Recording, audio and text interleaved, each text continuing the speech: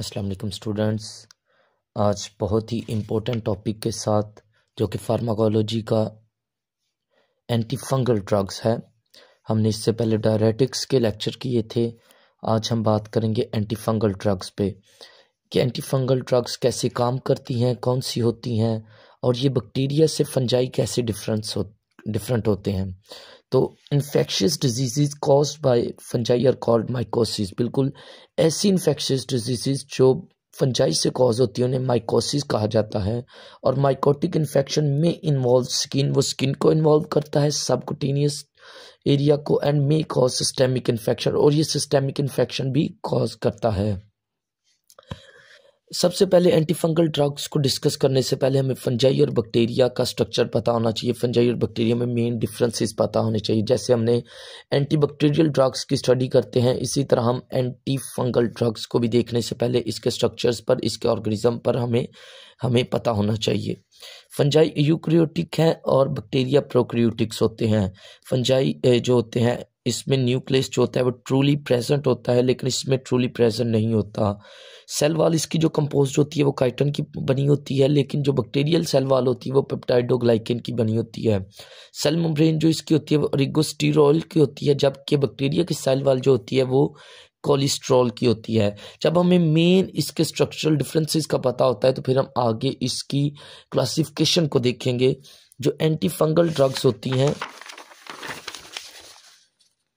जितने भी फंजाई होते हैं या फंगल इन्फेक्शंस होते हैं वो रेजिस्टेंस होते हैं एंटीबायोटिक्स को। इसका मतलब है कि जितने भी फंगल इन्फेक्शन होते हैं अगर हम उन्हें एंटीबायोटिक्स दें तो वो उस पर रेजिस्टेंस कॉज कर देते हैं, वो उस पर कोई असर नहीं करती। जबकि बैक्टीरिया को जब हम एंटी फंगल देते हैं तो वो एंटी फंगल उसके लिए रेजिस्टेंस होती है। इसलिए फंगल इन्फेक्शन के लिए एंटी फंगल्स ही दी जाती हैं और बैक्टीरियल इन्फेक्शन के लिए एंटीबैक्टीरियल ड्रग्स दी जाती हैं। The incidence of mycotic infection is more occur in immunosuppressive individuals. बिल्कुल ऐसे इंडिविजुअल्स जो कि इम्यूनोसप्रेसिव होते हैं, स्पेशली वो लोग जिनमें ऑर्गन ट्रांसप्लांटेशन होती है, हम उनमें इम्यूनोसप्रेसिव ड्रग्स देते हैं, उन लोगों में माइकोटिक इन्फेक्शन होने के चांसेस बहुत ज़्यादा होते हैं। ये एक ओवरव्यू था जो हमने एंटी फंगल ड्रग्स का किया। अब हम देखेंगे classification of antifungal drug. बिल्कुल classification of antifungal drug जो है वो डिफरेंट बुक में डिफरेंट तरीक़ों से दी गई है। जैसा कि लिपनकॉट के अंदर drug for subcutaneous and systemic mycosis के एरिया डिपेंड करता है कि किस जगह पर इसका एक्शन होगा एंटी फंगल का, उसके अकॉर्डिंगली क्लासीफाई किया गया है। लेकिन मैं जो आपके साथ डिस्कस करने वाला हूँ, मैंने इस लिपनकॉट में से इसकी क्लासिफिकेशन को आइडेंटिफाई किया है और मैं उसको आपके साथ डिस्कस करूंगा। और ये बहुत आसान है, आप इसको अगर एक दफ़ा समझ लेंगे तो आपके सारे कॉन्सेप्ट क्लियर हो जाएंगे। Antifungal drugs are classified on the basis of their mechanism of action. जो मैंने इसकी क्लासिफिकेशन की है वो इसके मैकेनिज्म ऑफ एक्शन की बेस पर की है, जिसमें पॉलिन्स है। पॉलिन्स में वो एंटी फंगल ड्रग्स आती हैं जो कि सेल मेम्ब्रेन को डिसरप्ट करती हैं, जिसमें एम्फोट्राइसिन बी और निस्टीन है। एम्फोट्राइसिन बी जो है ये स्पेशली सिस्टेमिक यूज़ के लिए होती है और नेस्टैटिन जो है ये टॉपिकल यूज़ के लिए होती है। अब जब लिपनकॉट को देखेंगे तो इसकी जो क्लासिफिकेशन दी गई है उसमें उन्होंने सेपरेटली दोनों को आइडेंटिफाई किया, लेकिन मैंने इनको पोलिन की बेस पर या मैकेनिज्म ऑफ एक्शन की बेस पर इसको क्लासीफाई किया है। इसी तरह एजोल है। एजोल वो एंटी फंगल ड्रग्स होती हैं जो रेगुस्टेरोल सिंथेसिस को इनहिबिट करती है, यानी कि सेल मेम्ब्रेन की सिंथेसिस को इनहिबिट करती हैं। जैसे हमने एंटीबायोटिक्स में पढ़ा था कि कुछ सेल वॉल सिंथेसिस इनहिबिटर हैं, कुछ डीएनए, कुछ सेल मेम्ब्रेन, कुछ प्रोटीन। इसी तरह ये एजोल जो है ये रेगुस्टेरोल सिंथेसिस इनहिबिटर है, जिसमें दो तरह से ये क्लासीफाई होती है, जिसमें इमेडाजोल है और ट्राइजोल। इमेडाजोल वो ड्रग्स हैं जो कि टॉपिकल और लिमिटेड उनका यूज़ होता है, सिस्टेमिक यूज़ होता है। इसमें कीटोकोनाजोल आती है, क्लोट्राइमाजोल आती है, मिकोनाजोल आती है, और इसी तरह जो इसको सेकेंडली डिफाइन किया गया है, क्लासीफाई किया गया है, वो ट्राइजोल है। ट्राइजोल में फल्कोनाजोल है, इट्राकोनाजोल है, वेरिकोनाजोल है, पोसाकोनाजोल है। ये चार ड्रग्स जो हैं ये ट्राइजोल्स में आती हैं, और ये दोनों इमेडाजोल और ट्राइजोल दोनों आती हैं एजोल में।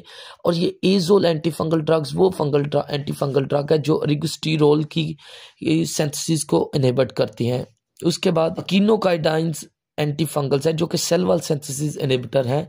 इसमें कैस्पोफंगिन, मीकाफंगिन और एंड्यूला फंगिन ड्रग्स आती हैं, और ये ड्रग्स जो होती हैं ये सेल वॉल सिंथेसिस इनहिबिटर हैं जो कि फंजाई की सेल वॉल की सिंथेसिस को इनहिबिट करती हैं। अभी हम क्लासिफिकेशन देखते हैं, बाय वन हम इनको डिस्कस भी करेंगे।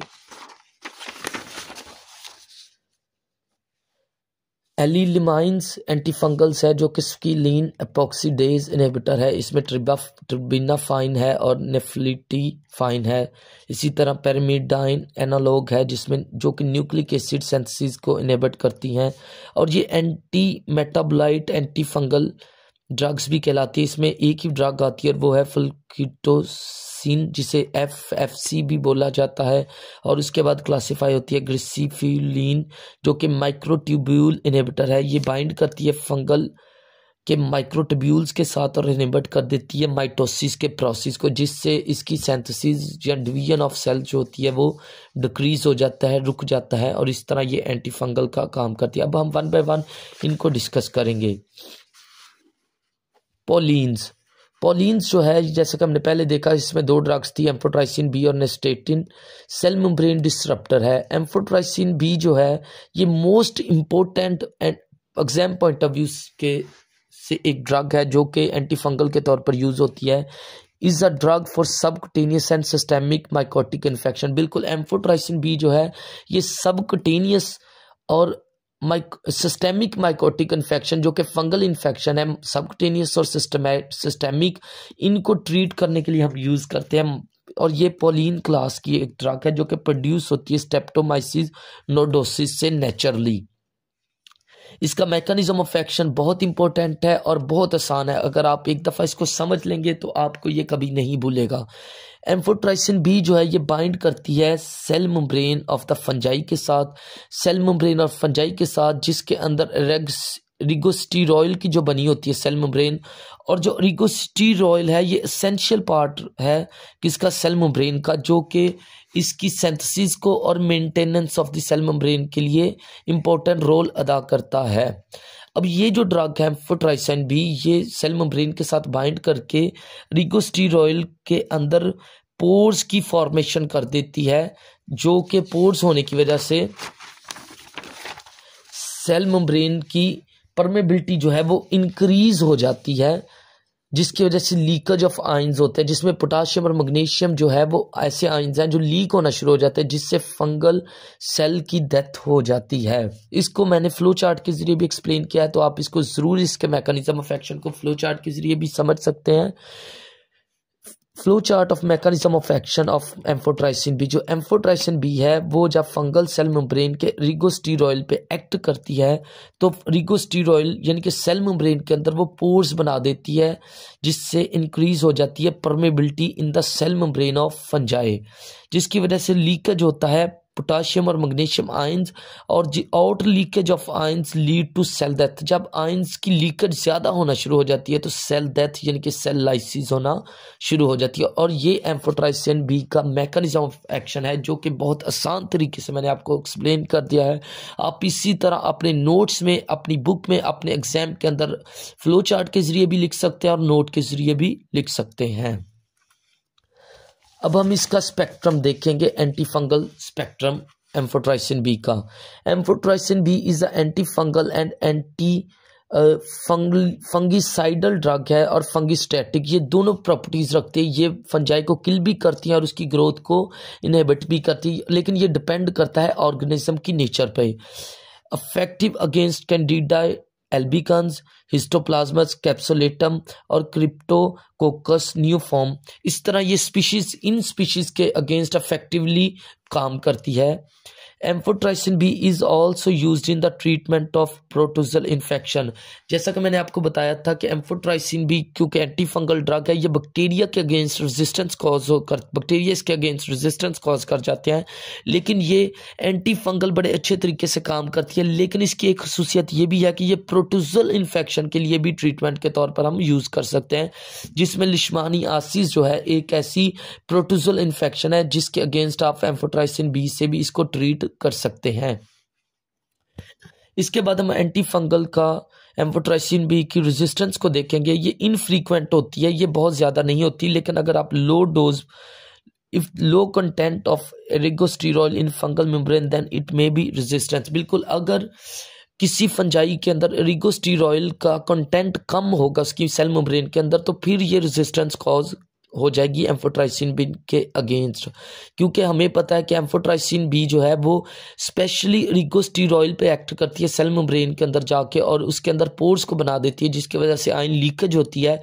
लेकिन अगर एरिगोस्टेरॉल ही सेल मेम्ब्रेन के अंदर कम होगा तो जो एंटी फंगल ड्रग है वो अच्छे से एक्शन परफॉर्म नहीं करेगी और ये रेजिस्टेंस कॉज हो जाएगी। इसके बाद हम इसकी फार्माकोकाइनेटिक देखेंगे। ये स्लो आईवी इन्फ्यूजन्स देनी चाहिए और पुअर ओरल बायोअवेलेबिलिटी है, इसलिए इसकी आईवी बायोअवेलेबिलिटी ओरल से बहुत ज़्यादा होती है, और ये टॉपिकल और इंट्राथिकल फॉर्मुलेशन भी इसकी प्रेजेंट है। इसका जो क्लिनिकल यूज़ और थेरेप्यूटिक यूज़ है, ये सिस्टेमिक इन्फेक्शन है के ट्रीटमेंट के लिए जो एंटीफंगल के तौर पर यूज़ होती है, क्रिप्टोकोकल मेनिंजाइटिस के ट्रीटमेंट के लिए, मिकोरोमाइकोसिस के लिए, और लिशमानियासिस के। लिशमानियासिस एक एंटी प्रोटोजल इन्फेक्शन है, इसलिए जो एम्फोट्राइसिन बी है ये स्पेशली तौर पर आप यूज़ कर सकते हैं एंटी प्रोटोजल के तौर पर भी। इसके जो एडवर्स इफेक्ट हैं वो बहुत इंपॉर्टेंट है। इसको देखने के लिए हम देखेंगे कि सबसे पहले इसमें फीवर और चिल्स होते हैं पेशेंट में। ऐसे लोग जो एम्फोट्राइसिन बी की इन्फ्यूजन जिनमें चलती है उनमें 1 से 3 घंटे के बाद अमूमन ये कॉमनली देखा गया कि उनमें फीवर और चिल्स होते हैं, लेकिन आप इसको प्रिवेंट कर सकते हैं प्री मेडिकेशन के ज़रिए। आप उनको प्री मेडिकेशन के तौर पर कॉर्टिकोस्टेरॉइड्स दें या एंटीपायरेटिक यानी कि फीवर के अगेंस्ट लड़ने वाली मेडिकेशंस देंगे, जिसकी वजह से आप इसके सिम्टम्स को कम कर सकते हैं। मोस्ट इंपॉर्टेंट जो और कॉमन इसमें जो एडवर्स इफेक्ट होता है वो है रीनल इम्पेयरमेंट। रीनल इम्पेयरमेंट यानी कि इसमें नेफ्रोटॉक्सिसिटी होती है। ऐसे इंडिविजुअल जिनमें एम्फोट्राइसिन बी की इन्फ्यूजन्स चलती हैं उनमें डिक्रीज हो जाता है GFR ग्लोमेरुलर फिल्ट्रेशन रेट, और जिसकी वजह से नेफ्रोटॉक्सिसिटी कॉज होती है और इंक्रीज हो जाता है क्रेटिनिन का लेवल, लेकिन डिक्रीज हो जाती है क्लियरेंस ऑफ क्रेटिनिन, क्योंकि जब क्रेटिनिन की क्लियरेंस नहीं होगी तो बॉडी के अंदर ब्लड के अंदर क्रेटिनिन का लेवल इंक्रीज होगा, और ये कंडीशन जो है नेफ्रोटॉक्सिसिटी की वजह से डेवलप होती है।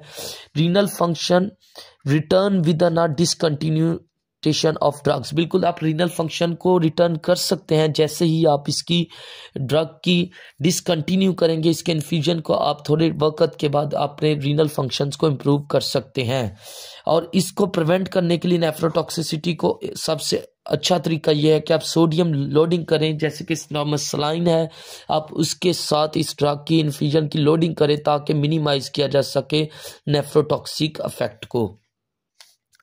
हाइपोटेंशन, बिल्कुल इसकी वजह से एम्फोट्राइसिन बी की वजह से शॉक लाइक फॉल आता है ब्लड प्रेशर के अंदर, जिसकी वजह से ब्लड प्रेशर ड्रॉप हो जाता है, और इस कंडीशन को हाइपोटेंशन भी कहते हैं। और इसी तरह हाइपोक्लीमिया इन इंडिविजुअल्स में देखा गया है जो लोग एम्फोट्राइसिन बी लेते हैं, और इसके लिए रिक्वायर है कि आप ऐसे इंडिविजुअल के अंदर पोटाशियम स्पेयरिंग डायरेटिक्स भी साथ दें ताकि उनमें हाइपोक्लीमिया जैसे सिम्टम्स डेवलप ना हों। एक बहुत कॉमन सिम्टम जो इनमें देखा जाता है एडवर्स इफेक्ट वो है थ्रोम्बोफ्लेबाइटिस, लेकिन आप इस थ्रोम्बोफ्लेबाइटिस को कम कर सकते हैं जब आप किसी भी इंडिविजुअल को एम्फोट्राइसिन बी की इन्फ्यूजन चलाएं तो उसके साथ आप हेपरिन को ऐड कर दें, जिसकी वजह से आप इस प्रॉब्लम को डिक्रीज कर सकते हैं, इसके सिम्टम्स को एलिविएट कर सकते हैं ताकि आप इसके एडवर्स इफेक्ट को कम कर सकें। अब हमने इसके एडवर्स इफेक्ट को देखा कि ये फीवर एंड चिल्स कॉज करता है, रीनल इम्पेयरमेंट कॉज करता है, हाइपोक्लीमिया कॉज करता है, हाइपोटेंशन कॉज करता है, थ्रोम्बोफ्लेबाइटिस कॉज करता है। ये मोस्ट इंपॉर्टेंट एडवर्स इफेक्ट है antifungal drug of amphotericin B के, तो आप इनको ज़रूर याद करें और इनके क्लिनिकल मैनिफेस्टेशन को भी देखें कि ऐसे इंडिविजुअल जिनमें थ्रोम्बोफ्लेबाइटिस होता है आपने उसको कैसे ट्रीट करना है, तो आप उसके साथ हेपरिन चला सकते हैं। अगर किसी को ऐसे इंडिविजुअल जिनमें फीवर और चिल्स आते हैं तो आप उनके साथ उनको प्री मेडिकेशन कॉर्टिकोस्टेरॉइड्स या एंटीपायरेटिक मेडिकेशन दे के ट्रीट कर सकते हैं। अगर ऐसे इंडिविजुअल जिनमें नेफ्रोटॉक्सिक इफेक्ट्स आते हैं तो आप उनमें सलाइन लोड करके पेशेंट को दे सकते हैं, या आप उस मेडिकेशन को डिसकंटिन्यू कर सकते हैं जिसकी वजह से भी नेफ्रोटॉक्सिक इफेक्ट कम हो सकते हैं। God bless you. आप ज़रूर हमारे चैनल को सब्सक्राइब करें, लाइक करें, शेयर करें और कमेंट करें ताकि मज़ीद आपके लिए वीडियोस बनाई जा सकें। और बेल आइकन के बटन को ज़रूर प्रेस किया करें ताकि आने वाली वीडियो आप तक जल्द से जल्द पहुंच सके। और आपकी ये पॉजिटिव सपोर्ट जो है वो हमें मोटिवेट करती है कि हम आपके लिए ज़्यादा से ज़्यादा लेक्चर्स को तैयार करें और आपके लिए MCQs को शेयर करें ताकि आप अपने कॉन्सेप्ट को क्लियर कर सकें और ज़्यादा से ज़्यादा अच्छे ग्रेड्स हासिल कर सकें। बहुत शुक्रिया और गॉड ब्लेस यू।